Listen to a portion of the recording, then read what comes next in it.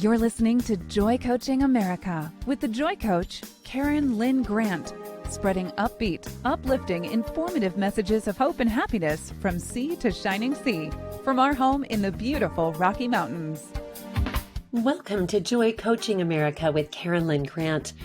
We had recently shared the story with James Allen Thompson and his walk across America, and I thought it was so exciting. How can we possibly fit in the stories, the experiences, the learnings, the lessons that most of us aren't willing to pursue by walking across America on foot? And so I invited James back for a part 2. And I think that there's so much to be gleaned from his experience. And so, James, thank you so much for returning and for sharing more on your walk across America. Yeah, it's an honor to be here and to share some of my insights. I feel like I've learned over a decade's worth of life lessons in just 6 months. That was a huge capsulization, a compression of life experience into the walls of a 6-month period. And I'm so grateful that you are so willing to share with us. You're also writing a book. Share with us about your book and the way it's going to be laid out, because Sure. I love that you're going to include journal entries. Yeah, so the title of the book is called How I Saw It, What I Learned About Developing Peace During My Walk Across America. And I was wondering how I would put this together, the format, because there's so many different experiences that I feel I want to share with people as a gift, because these experiences weren't for me. I like this saying that our pleasures are not for our profit, it's for our purpose. And it was honestly a pleasure to walk across America and to have these experiences with people. So I can't hold them to myself. These are meant for other people to have. And so the way that the book is going to be formatted is, I'm still working through this, but it's going to be short paragraph stories from every day. So there's 205 days that we walked across the country. So I'll take these stories and then find a lesson that people can apply into their own life to help them develop greater inner peace. That's really the idea. So this is really about perspective. Beautiful. And I believe that is at the core of what it's about. It's about the perspective that I had in these different situations, whether I handled them the right way or not. It's not about that. It's about providing perspective for people, because perspective truly does give us peace. And getting people to ask themselves, what would I have done in that situation? Yeah. How would I have handled that moment? Yeah. I know that I'm so excited for this book because I hope that I never have to walk across America. If I wanted to choose that would be one thing. But we are so blessed with so much convenience and our cozy beds and our warm houses. And then you had experiences where you learned how the people that are homeless feel, to not know where the next kind hand is going to be, the next person that might give them some food or some safe shelter. That really touched me, and that has put a huge deep feeling in my heart, because those of us who have plenty may someday be able to know firsthand experience what you experienced. So I think that this is important that we learn from you, James, because your book is going to give us opportunities to analyze our own characters, our own willingness to back off and look at other people through a divine perspective, that we are all children of God. And what are we doing with this fighting and this contention, political contentions and racial contentions? And what a beautiful book is going to inspire people. You need to do a series of podcasts. You need to do a movie. We need to find a screenwriter to share this experience, the pure intention that you and that your friend Paul had in your walk across America. We had talked about it privately. I always thought, I bet he has had experiences with angels, both seen and unseen. I am sure that he has had divine intervention on this path. And can you share a story with us about a moment you knew that you were experiencing divine intervention by the ministering of angels? Yeah. So I remember just a few days after we had decided to do this walk, Paul and I were in San Francisco, and I had this distinct impression that angels, both on both sides of the veil, would minister to us and protect us on this walk, because I knew that this was something that God wanted us to do. So we're in Columbus, Ohio, and Columbus has some significance for my family and me, because that is where Ohio State is, and that is where one of my ancestors, one of my great uncles, his name is William Oxley Thompson. He was the president of Ohio State during World War I. And there's a library named after him. There's a statue of him. And so I knew I needed to go there and experience that.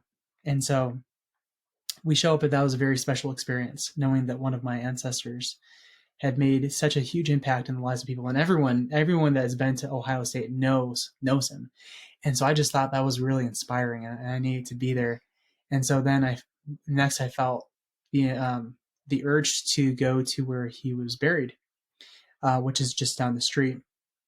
So we're looking for his grave spot, and there's just hundreds and hundreds of gravestones, and we had a really difficult time finding it. And so finally we had prayed, and we were led to where he was buried, along with his wife and children and some of my cousins, and I had this impression to pray over this gravesite. And the moment I prayed, there was a loud siren that came off. And I don't know where it came from, but I thought it was interesting. It was almost as if it was trying to stop me from praying. But I continued to pray. I actually had recorded this because I wanted to hold on to that. But after we had left the cemetery, we continued walking through Columbus, and I had this distinct impression that a lot of my ancestors, including my mother, who had passed away 7 years ago, was with me. And that, part of the reason we came to Columbus was to develop that connection. And I've had other experiences, some too sacred to share here, but I felt the presence of many spirits throughout the walk in different parts, some who I felt were trapped, some who I felt were free and that were progressing. But again, it was a very real experience. And I know Paul also had experienced different interactions with angels. But yes, a lot of the angels that we had experienced were mortal angels. Like I talked about Jobber, our friend Jobber. I mean, I could go on and on and on about the different angels that came into our lives at the right, perfect moment. Your story gives me hope. While you were going through your pre-experience of going on this walk, and while you were on that walk, my husband and I were watching the news. And it got to the point where we couldn't watch it anymore because it was too heartbreaking. And I would go to bed, and as I slept, my spirit was in turmoil. Because when you have a sensitive heart and you love so deeply as you do, James, you care about even the people that you don't know, that you haven't met, that you haven't seen. And you had an experience with meeting people that you would have never met, with seeing faces you would have never seen. Maybe they were masked, but you saw eyes you would never have gazed into without this walk. And I'm sure that it was almost uncanny to realize that there are so many good people out there that care, and that what we've heard on the news was only focusing on the bad and the negative and the sorrowful. And yet you saw goodness. You saw good people. You met good people. You were treated well by good people. That's what I want to focus on for just a minute, James. Tell us about a good person that you didn't know before the trip, that you hadn't met on Facebook, that you didn't have lined up to have dinner with, but somebody you met who did something kind for you that you were not expecting, and the impact that had on you? Yes. Who would that be? To the mercy seat, in the air your voices linger, the sound is bittersweet, the music I hear playing, the sound of marching feet. Men of God's battalion fought on that battlefield with a shield of faith, with sword of truth, mustered courage, held virtue dear. They're fighting for God's glory. They fought in days of yore. The scenes have changed, the cause the same. Pray forevermore. The scene has changed, the cause the same. He's standing at the door.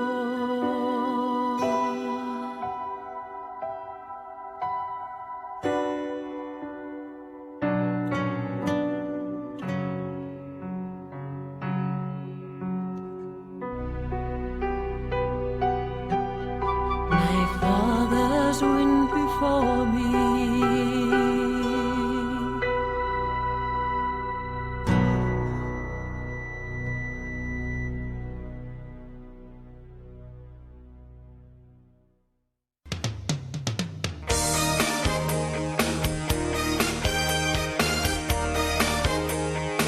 From sea to shining sea and beyond, you're listening to Joy Coaching America Worldwide with show host and Joy Coach, Karen Lynn Grant.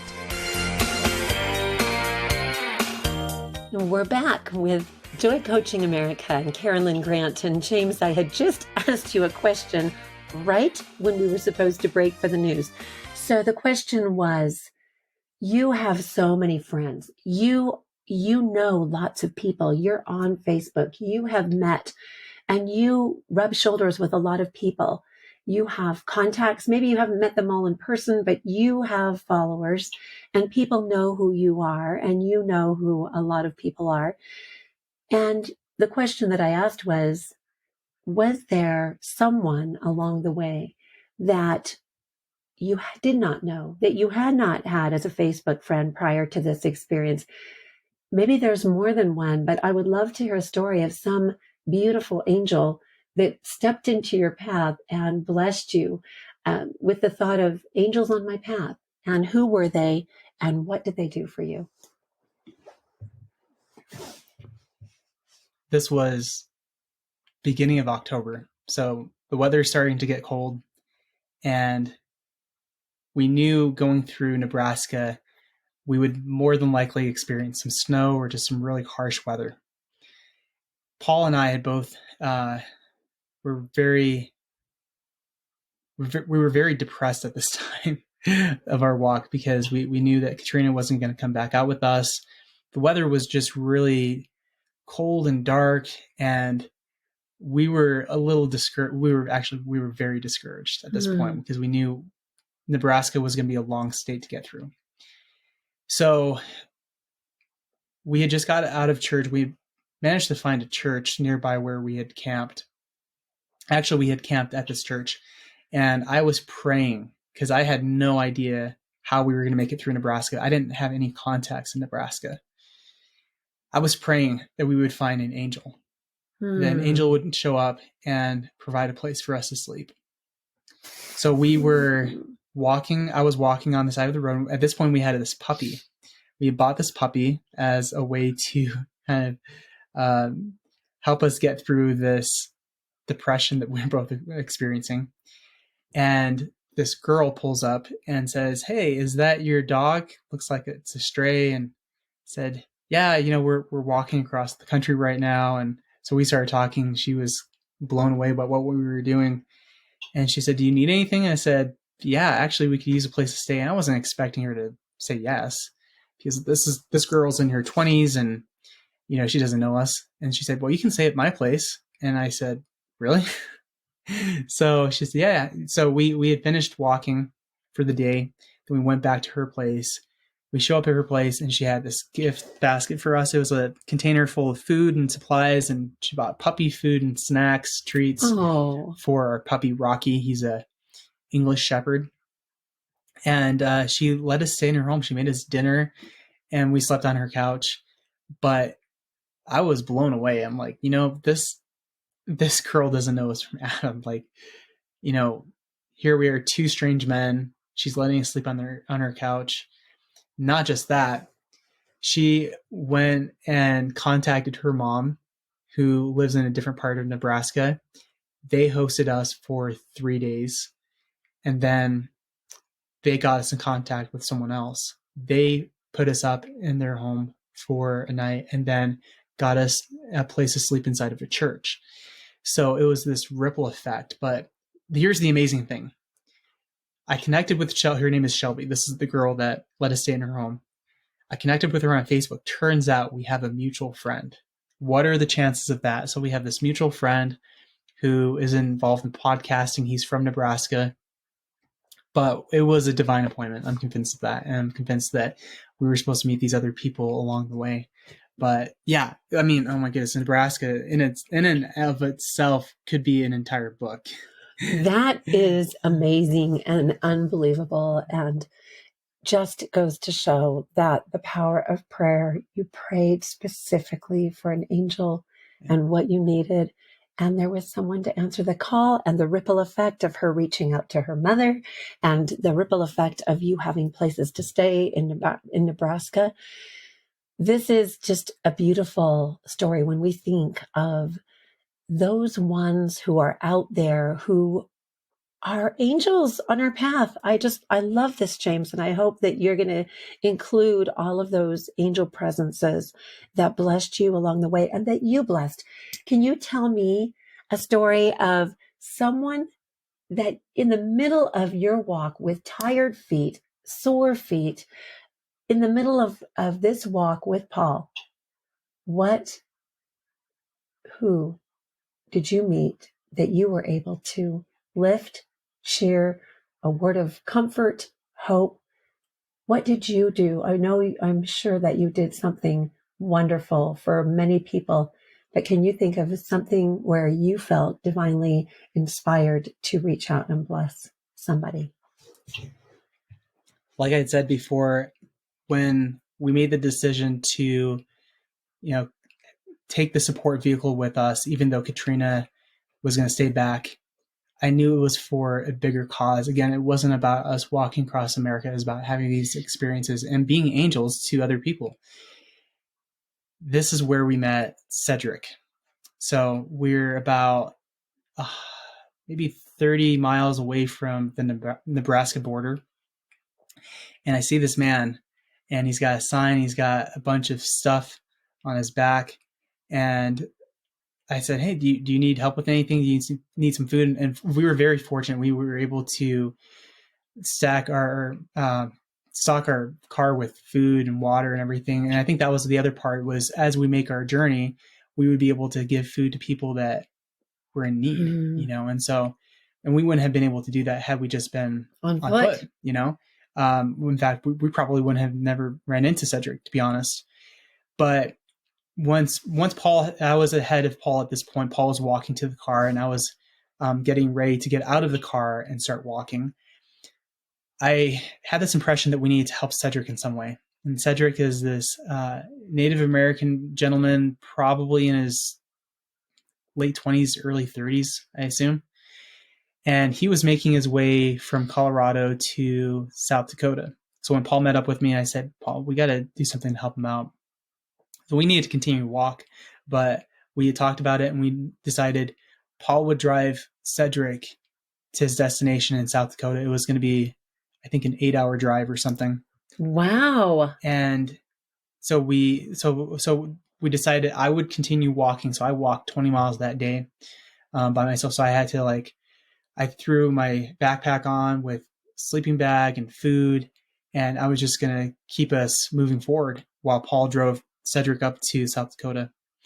And I know for sure that we made an impact in Cedric's life because he reached out to us months later, and it helped him. And I don't know really what happened on that drive with Paul and Cedric, but it was a blessing. It really was to be there for this young man and provide him help. Well, I wasn't expecting anything like that. I was thinking of a kind word and maybe a ding dong or a Twinkie or a ho ho along the way as you were smiling and walking. An 8-hour detour and coming back and finding you. And that was a huge sacrifice as well on your part to know you were going to be traveling alone for the next 20 hours. It was a little scary, not going to lie, but I knew I could do it. I knew I was going to be safe. And here's the interesting thing. Toward the end of the night, Paul was still I think he was making his way back to where we were. And there was a fire going on at this barn. And the smoke was really heavy, and I was walking right past it, and these firefighters were trying to put out this fire. And I met this lady who pulled over and asked if I needed a ride into the next town. It was a really, really small town. And I said, I was still about 2 miles out from it, but I said I needed a place to sleep, for the rest of the night, because I wasn't sure when Paul was going to show up. But this lady, I had this experience with this lady that was really life-changing too. Again, more angels along the way on James Allen Thompson's Walk Across America. I am sitting here tingling. I'm so grateful, James, that I ran into you the other day by divine intervention, I'm sure, so that we could do this radio show together. And I hope those of you who are listening, when it becomes a podcast, we will be sharing this link with you. We will be hoping that you can go to James' Facebook page and continue to have interaction with him and continue to come back and revisit us here at Joy Coaching America as we share the extraordinary experiences of people who are yearning to make a difference, to bring love, joy, and peace to a very hungry nation in need. This is Karen Lynn Grant with Joy Coaching America.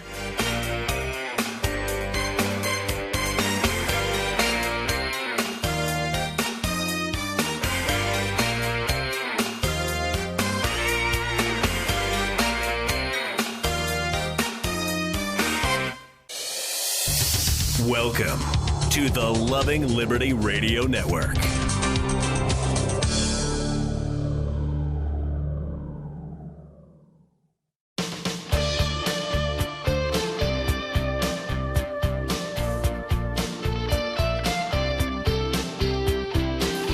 Welcome back to Joy Coaching America, raising the world's vibration to love, joy, and peace, one happy listener at a time.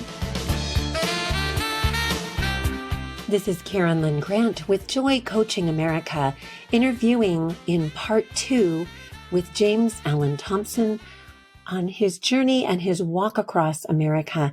And as we finished that last segment, James, you were just about to tell us, we left on a cliffhanger. You were at the edge of Nebraska or in Nebraska. There was a fire. Your friend Paul had just taken Cedric to North Dakota. You had been alone. You were going on 20 hours on foot with a backpack on your back. There was thick smoke. And now you meet another angel. Thank you for sharing the story with us. At this point, it's about 10 o'clock at night. And I was still a couple of miles outside of the next small town. And I didn't really feel comfortable just throwing out my sleeping bag on the side of the road. I really wanted to reach this next town, but I was exhausted at this point, and Paul was still a few hours away. And so this lady pulls up in this truck and says, "Hey, I'm so sorry I drove past you. I know there's this fire going on. The smoke is really bad. And do you need a ride somewhere?" And I said, "Yeah." So I had marked my location because we were going to pick up from where we were the next day. And I got a ride a couple of miles into town. And as we were driving, this lady was telling me about her story and how she had just been through a really, really tragic experience. Both of her parents and her brother were murdered. And she's going through this drug rehab program that had ended because of the pandemic. And so she was left trying to get her life together, and she felt very hopeless. And I told her, I said, I have some friends, missionaries from my church, who would love to help you get back into this rehab program to overcome this addiction that you have to drugs. And more than anything, I felt like I was there to just be there for her, to show her that someone cares. And then she was there for me to give me this ride so I could find a place to set up my sleeping bag and sleep. But it was a truly amazing experience how when you become an angel to someone, a lot of times someone becomes an angel back to you, and then it's just this cycle that happens, right? So, we were an angel to Cedric, and then this lady came out of nowhere. She was an angel to me, and then I was able to be an angel to her. And, that's just how life is. That's really the beauty of taking initiative and being there for people. I love this. Right now, I'm teaching a master's module called Dancing with Angels, and it's all about the testimony and the witness that we are on this side of the veil, and we have a body of flesh and blood and bone. We are still, if we choose to be, we are angels along the way. And then I remember a friend saying to me once, Karen, you don't have to wait till you die to be an angel. You can be an angel right here and right now. God needs angels right now. And I think what I'm hearing from this portion of the story is that ripple effect of when you answered the call, you and Paul answered the call to go help Cedric, and then God provided somebody to help you in your crucial moment when you had walked as far as you could walk, when you were exhausted, the smoke was thick, and you needed a place to lay your head. And here came a woman to help you with a physical need, and you were there to help her with a spiritual, emotional need, to remind her that she is loved, that she is a child of God, and that she can overcome the thing that she is working on, her private battle. I love this, James, and I'm looking forward to your book as you paint that picture and have that underlying theme that we are all here to be each other's angels. So we need to stop this fighting. It reminds me of the song One Tin Soldier. And go Google that. Go look it up on YouTube. Go read the lyrics of One Tin Soldier and how they lift the stone at the end of the song. And these two kingdoms are fighting over this stone because they believe the stone has a great value and it represents this piece of land that they want. And as the song gets to the clincher, it says, as these people turn the stone over, all it said, engraved and etched into it, this thing that they thought had so much monetary value, was peace on earth, was all it said. And then the chorus is, go ahead and hate your neighbor. Go ahead and hate your friend. Do it in the name of Jesus. He will justify you in the end. There won't be any trumpets blowing on your judgment day. But in the end, all that really matters is peace. Peace on earth, goodwill towards men. And that is what I'm hearing from my story line from James Thompson on his walk to America. As we switch gears, I want to just have you just impromptu. What was one of the greatest lessons that you learned from one of the deepest hardships you overcame? And that's not kind of a fair question to ask on the spot in front of listeners, but what was one of the biggest lessons that you learned that you will take with you as a life theme with you for the rest of your journey on your walk through life? For me, that would be letting go and letting God. And that was one of the first lessons I had to learn when we started this walk, was to let go of expectations, to let go of ego, to let go of material possessions that a lot of times we want to hold on to, and really trust. And I'm not talking about just going with the flow. I'm talking about trusting in God's plan and really taking action and aligning that action with God's will. So yeah, letting go would be the biggest lesson that I learned, because again, we were at this point where we had almost got out of Colorado and we were in the mountains, and there was these raging fires on all sides, on the east side, on the west side, on north, and we were trying to figure out what to do. We didn't have the time to try to walk all the way down to the bottom of Colorado and then detour. But, I had to say, it doesn't have to be my way. We need to find a better way. And God's going to figure this out for us. We just have to move. And so, yeah, learning to let go of my ego was really hard. Thank you. I think that one of the reasons we've had so much friction and contention in our world is that we all think we have the best way. Mm-hmm. We all think that, I don't mean to say we all think, but we think that we tend to assume that what we believe is right and best for everyone else. And I love, what a peaceful thought to think that I can let go and let God work with this person and that person, because everybody has their journey. Everybody's on their own path, on their walk through life.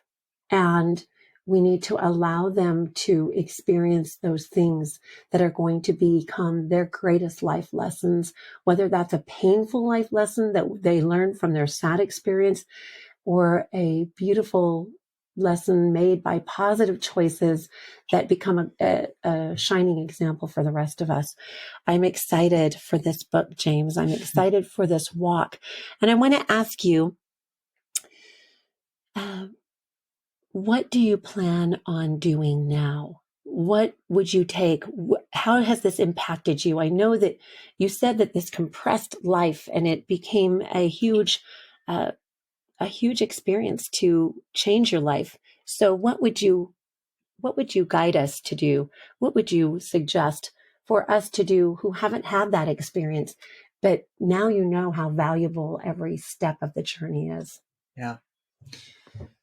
At this point, I would say it's important for us to dig deep and strive to understand the gifts, the talents, really the purpose that we have here on this earth, and to follow that, to not live in fear, to take a step of faith and to follow that purpose, because it's amazing what will happen in your life when you do that. And I haven't even scratched the surface as far as the opportunities that have come from this, but imagine what that can do for you in your life when you take that leap of faith and you align yourself with your higher purpose. That's what I would say. And that's my mission, is to continue to empower people to do that. And we're going to move into the next section, our next segment on masterful influence, as we share with James, as James shares with us more about the things that he learned and how we can become the best leader we can be by making those choices that God directs us to make to will our own lives into extraordinary. This is Karen Lynn Grant with Joy Coaching America.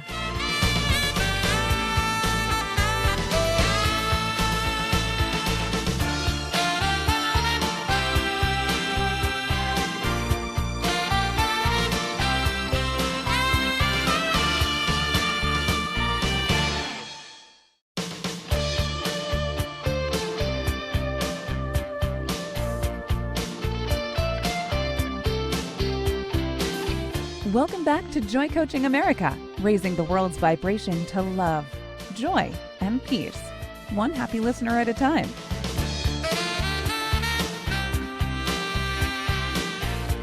Welcome back to Joy Coaching America. This is part 2 of our series with James Allen Thompson, who made a walk across America, who arrived in Washington, D.C. on January 6th, completely by divine intervention. It was not a planned event. It was planned that he would arrive in Washington, D.C., and the things that he saw and witnessed are amazing for those of us who weren't there to be an eyewitness. And as we talked to you, James, this morning, I know that before you made this walk, you've had an influence, a great influence in my life. And I have known you as a great leader. And I know that you are going to do wonderful things in your life, that God has great plans for you, and that this walk compressed and synopsisized and just took events and compressed them into wisdom. And you are planning, and you have already been sharing and with me the goal and the dream and the righteous endeavor of helping people to find the art of masterful influence. And I would love for you to share with us your premise about that, about helping each person to find their genius, to find their gift, to find their calling, mission, and purpose, so that each one of us who has been sent to this earth, who has a positive thing to do, we all have something extraordinary to do when we get out of ordinary thinking and decide that we want to be about our Father's business. So would you share with us this beautiful concept that you have about masterful influence? Yeah, when it comes to leadership, my take on it is leadership isn't about leading people as much as it is about leading yourself and developing yourself, right? Because really the best way to lead is by example. And so that is something I've always been very fascinated with, is personal growth since I was a young kid.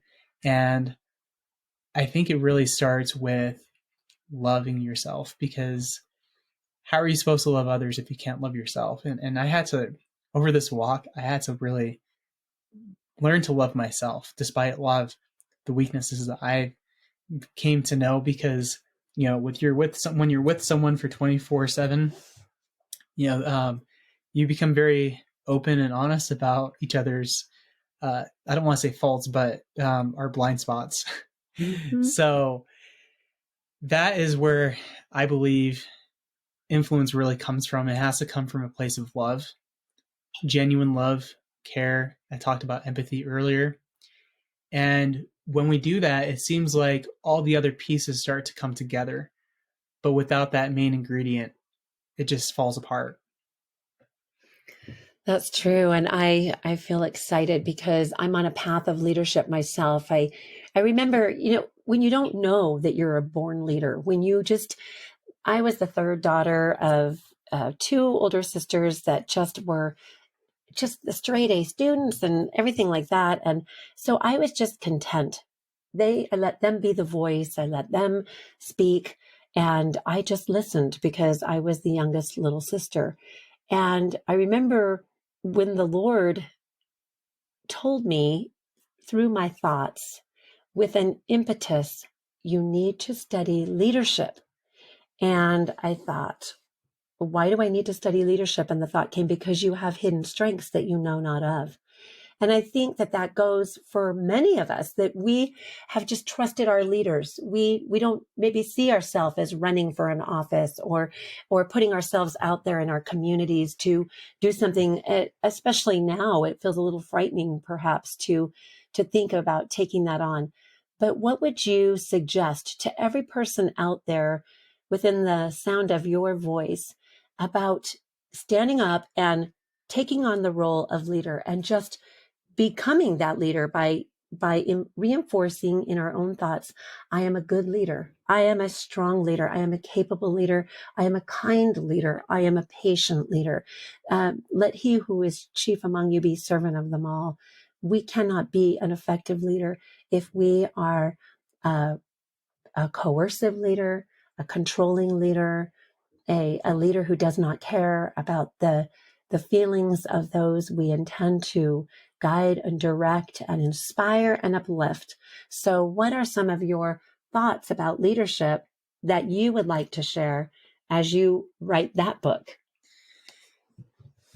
Well, when we decided to do this walk, I knew part of the reason I was feeling so anxious was because I would be putting myself out there in the public. I mean, I was always active on social media, but to put yourself out there to do something this big was very uncomfortable for me. So that would be the first thing I would say is being a leader is very uncomfortable because a lot of times you're going against the grain. And in our case, it wasn't popular. I wasn't out there marching with the Black Lives Matter movement, like some of my friends. We weren't out there to push this political agenda. We wanted to do something different. And so we never went, you could say, viral on social media. It wasn't really about that. We did get some media coverage, and we were able to get our message out to thousands and thousands of people, but it wasn't really ever about that. It wasn't about the result. It was really about the process that we were going through. And within that process, it was about us ministering to the one. And I have so many stories about that and how important that is in leadership. A lot of times we get caught up in this popularity contest, and leadership is not about popularity. No, it's really about individual connection. And I know that sounds kind of cheesy, but that is the truth of it. I think about the greatest leader in my life, who was my mother. She didn't have this she wasn't a huge mommy blogger, social media influencer. She led by teaching her children, her 5 boys, how to live good lives. And I believe we need more of that. We need more of that perspective and stop trying to glamorize what leadership really should be. I love this. I love this, James. I remember as a 16-year-old girl, I found a quote that I loved, and I calligraphed it in my little 16-year-old calligraphy knot and hung it on my wall with a piece of duct tape. But it said, "It matters not if you're great in the eyes of 1,000 men, but only if you're great in the eyes of God." And I think that what you just said about, it's not about how many followers you have, it's about how many loyal friends you have. And we are so blessed when people know us by our integrity.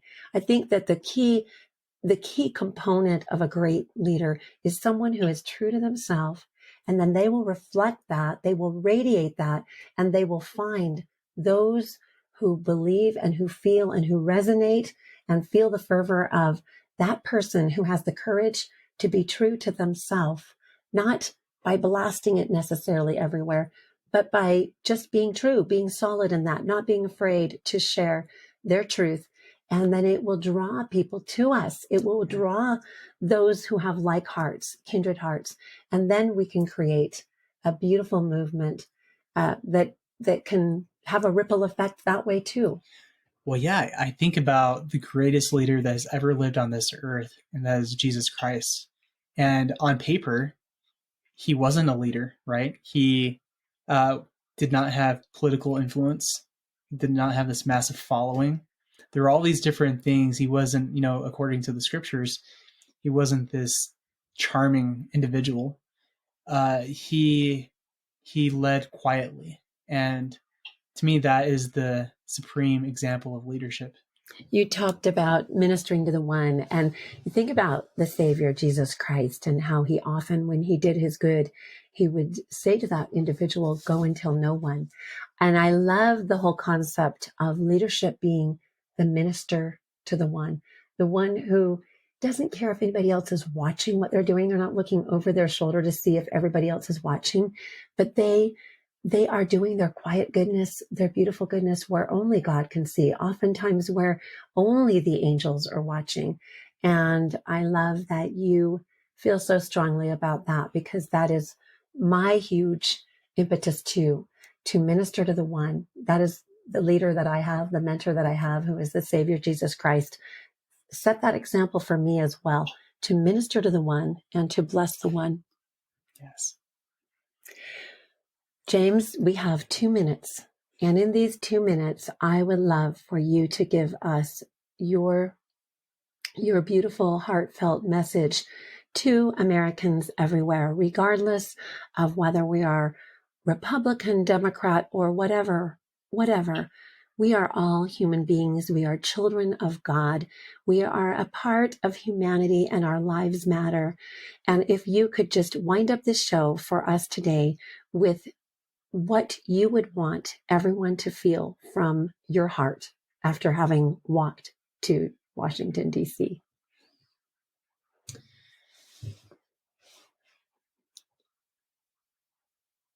The most important thing that I came away with from this walk was the importance of really listening to each other. And when we can start to do that, we can develop these incredible relationships with each other, and we can come and solve a lot of the problems that we're facing as humans. That is so important. You know, we think about the relationship that we have with our divine creator. And a lot of the problems that we face in this life can be solved if we hear him. Because I guarantee that he hears us when we pray. And you look at the problems that we're facing right now in the country with what happened with George Floyd, with this election. Again, the problem comes down to we're not listening to each other. But why aren't we listening to each other? That might be a conversation for another time. But all I would say is let's listen to others as we would listen to ourselves. I love it. James, thank you. This is a wonderful part 2 in your walk across America, which has now become my walk across America. This is Karen Lynn Grant with Joy Coaching America. Thank you, James.